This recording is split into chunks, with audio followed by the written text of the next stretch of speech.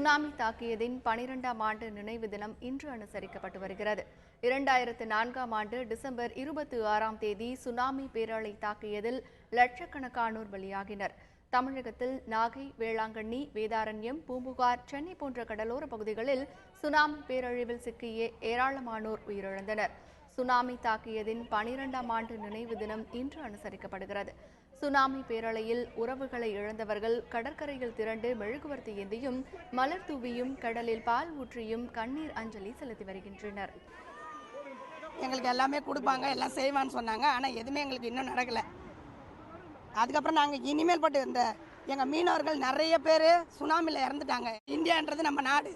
இந்தியாவில் ஒரு உயிர் போனாலும் நம்மளுக்கு பாதிப்பு. அதனால இந்தியாவுக்கே இந்த சுனாமி வரக்கூடாதுன்றதுக்காக வருஷம் நாங்கள் கடலில் அஞ்சலி செலுத்துகிறோம். எங்கள் தாய் மாதா கங்கா தேவி எங்களோட மாதா, அவங்களுக்கு நாங்கள் அஞ்சலி செலுத்துகிறோம். நாங்கள் இனிமேலும் ஒரு சுனாமி வரக்கூடாது.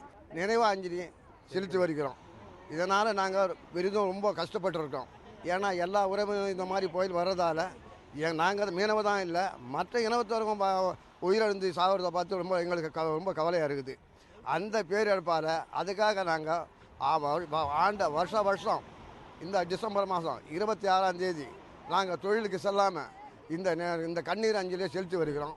சுனாமியால் நாகை மாவட்டம் பேரழிவை சந்தித்தது. வேளாங்கண்ணி, பூம்புகார், வேதாரண்யம் உள்ளிட்ட பகுதிகளில் சுனாமியில் சிக்கி உயிரிழந்தவர்களுக்கு அஞ்சலி செலுத்தும் விதமாக வேளாங்கண்ணியில் நடைபெற்ற மௌன ஊர்வலத்தில் ஏராளமானோர் கலந்து கொண்டனர். கீச்சாங்குப்பத்தில் சுனாமி பேரலையில் உயிரிழந்தவர்களின் நினைவிடத்தில் அவர்களது ஆன்மா சாந்தியடைய வேண்டி ஆத்ம சாந்தி வேள்வி பூஜை நடைபெற்றது.